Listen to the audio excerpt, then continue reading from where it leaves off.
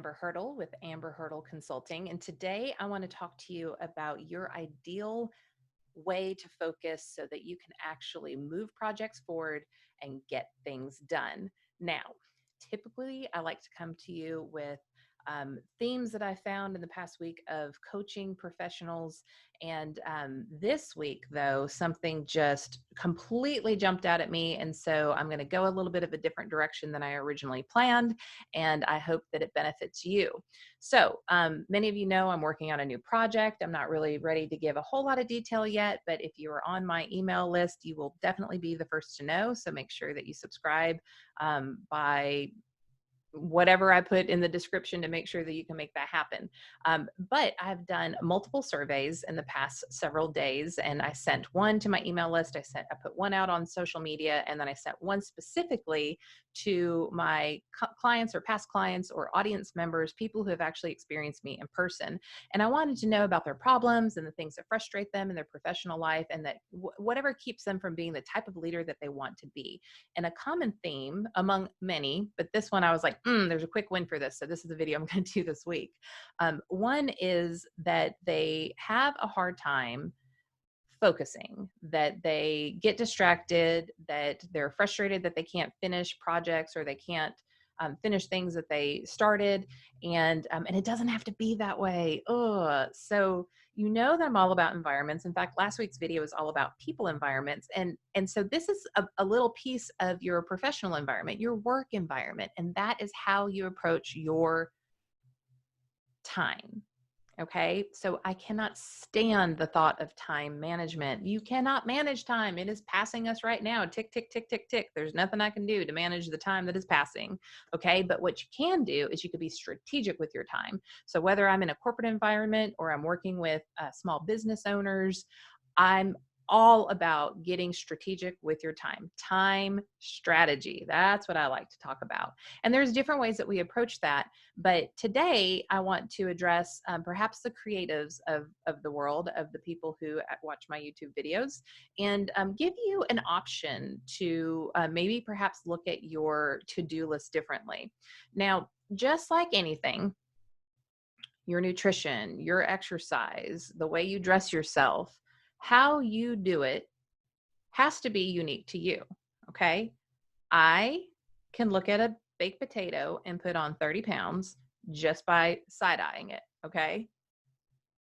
My body does not like carbs. I feel bloated. I feel gross. I'm carb sensitive. My DNA says it. Like, you don't even have to convince me because I know just how I feel.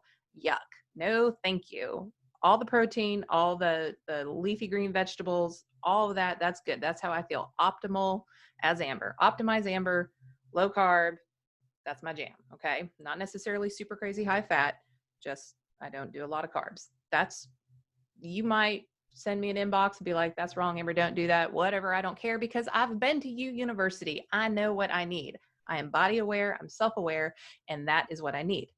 My husband, on the other hand, no way could he survive eating the way that I do. He needs carbs. He needs carbs. The level of energy that he has to keep up just requires carbs. The level of energy that I need to keep up, carbs pull me down. Another way to look at this is maybe you have a friend who has an outfit and you're like, oh my gosh, I'd love to borrow that.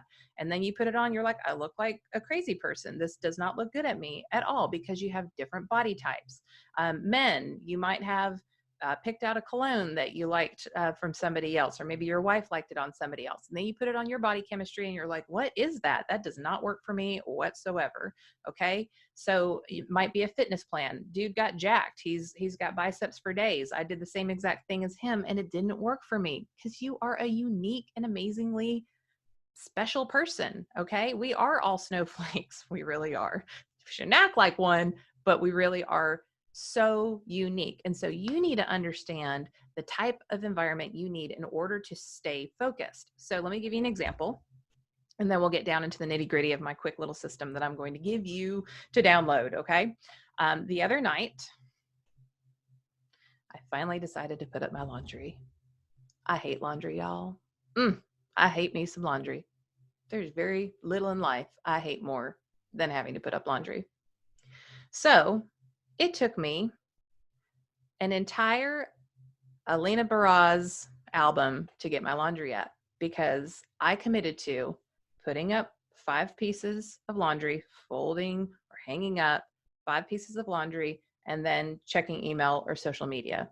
Do you understand the amount of time that took to do it that slowly? Because I had like 3 big piles. Now, you can call me a 2-year-old. That's fine, kindergartner. You can make fun of me, but I got it done because that's what I need. I do not have the attention span to sit there and endlessly fold clothes. That's not who I am. I wasn't made that way. Maybe I just choose to not be that way. I don't care because it doesn't matter. It's what I wanted to do and it's how I wanted to do it. And it worked for me. There's no consequences other than my husband rolling his eyes at me for me doing it that way. And so I want you to come at this with that kind of attitude. What do you need? Maybe you're like me and you're like, oh my gosh, I have to get into an Excel spreadsheet and deal with numbers for longer than I want to. And so I'm like, okay, I'm going to do this for 3 songs, or I will set a timer, or whatever that looks like for you. That is the kind of sorcery and trickery that I want you to do with yourself. Now I'm going to share my screen and show you my little plan for you. Let's see here. Okay, so here we go. I have the type of work that you can do broken into 4 quadrants. So the top half is all of the type of activities or the tasks that you need to get done that are urgent. So they're time sensitive. You've promised it to somebody. There's some kind of consequence if you don't get it done. Maybe it's a legal consequence. Maybe it's a financial consequence. Maybe you're going to break trust with somebody if you don't get them what you said you're going to get them. Those are all the urgent. Now, the bottom half, that's all nice to have done. So that's probably that stuff that maybe you're drawn to, maybe it's not urgent, maybe it doesn't really impact anything for a couple of months, but it's fun, and maybe it's research or something that you want to do because it's more mind candy, and you want to get it done now, and in avoidance almost of those more urgent things. And so you find yourself in those activities, networking, posting to social media that's not really urgent. Those are the type of tasks that need to be on that bottom half. Now, you will note that I don't have, like Covey has a great system, urgent, important, non-urgent, and his quadrants kind of overlap. And so, like watching Netflix obviously needs to be the not urgent, non-important quadrant. Well, I don't even give you that option because if you don't know you don't need to be watching Netflix during your workday, I can't help you. Okay. So let's focus again on the top half of those urgent type of tasks. On the one hand, you have your creative tasks. Now, if you're a creative person, this is where you want to live. I'm a creative person. I prefer to live in this particular box, okay? But I also know that there are analytical tasks that I have to do. So things that prepare my bookkeeper and accountant, things that maybe are more research-based, from a like maybe a analytics perspective. It might be putting reports together, things like that.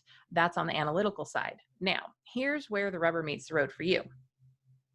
Your rhythm throughout your day is different than anybody else's. For example, when I wake up, I have a lot of physical energy. I say I hit the gym so I won't hit you because it is just safer for the universe for me to go expend all that energy before I do anything else, okay? So my mornings, first I start with meditation and reading and prayer and journaling and that sort of thing to kind of just dump everything out of my brain. And then I go run off all the energy, and then I come back and I tend to be a little more creative. Okay. So I'm in that creative space, my endorphins are pumping, and that is a good time for me to get my creative tasks done. Now, after lunch, a little more slowed down, a little more focused. I'm not all over the place. And that's when I can really get into market research. That's when I can get into billing. That's when I can get into projecting. That's when I can get into things that require that more analytical side of my brain. Do I still love that stuff? Some of it, actually, I do. I love market research, but there's other things like invoicing and that kind of stuff that I just, budgeting, I mean, I can do it. I'm actually pretty good at it, but I just don't enjoy it. And so I know that about myself. And then as the day goes on, I get creative again. At night, I'm just completely plan world domination. And so I keep that in mind too, as I'm writing or doing things like that. Now, if you don't know those things about you, then I want you to track what time of day you tend to want to, not that you actually do, but you want to work on these things. So fill this out with all of your creative tasks. These are the things that are urgent. These are the things that are nice to have done that might After a couple days, move up to the urgent side of things. These are the creative ones, the creative tasks. These are the analytical tasks. Okay. And so after that, I want you to right next to it, 10 a.m. I wanted to create social media images at 10 a.m. or I wanted to plan um, the marketing rollout of the new product for the corporation that I work with at 2 p.m. And whatever that looks like, I just want you to just pay attention to that for like 5 days. I mean, don't go crazy with it. 5 days of information of when you tend to be more analytical versus more creative. And then the next thing to do is just be sure that you're prioritizing the urgent tasks over the nice to have tasks. And you know what I'm talking about. You know the things that you do, that you go to, because it's just more fun than doing the things that are knocking on your door, begging you to get them done. And that's when you start to feel like an imposter or somebody who just can't ever get anything done. That's when you start feeling like you're not living up to your potential. It's not an issue of it's can you figure out how to get you uniquely to focus on the things that you need to get done in order to feel that level of success, in order to remain focused. So I invite you yet again to go to U University. You know, that's why I'm all hot to trot on different psychoanalytics tools. That's why I love me some people data, because I can determine just through a couple assessments if you are somebody who tends to be more innovative, or if you tend to be somebody who likes processes and procedures and that sort of thing. And then I can help guide you on ways that you can make that a reality in your own time strategy. So I will put a link to download this particular worksheet in the description. I hope that you will use it. Be sure that you like this video. Leave me a note in the comments. Tell me if you're more of a creative or if you're more of an analytical person. I would love to know. It'd just be interesting. And then be sure that you subscribe to my channel so you never miss a new video. We have some good things coming up with some guests and some shifts in how we're going to be doing things. And I want to thank everyone who's been helping me with my market research lately, which helped me identify as I'm moving towards a new offering that you will know about very soon. It's just helping me identify where those pitfalls are and what's keeping you from being the type of leader, whether you're a corporate leader or a business owner or a solopreneur or direct sales or in politics or all the different areas that I've served over the 8 years and hope to continue to serve. It will help me determine how to get you to that level of leadership that you ultimately desire. So with that, I will catch you next week.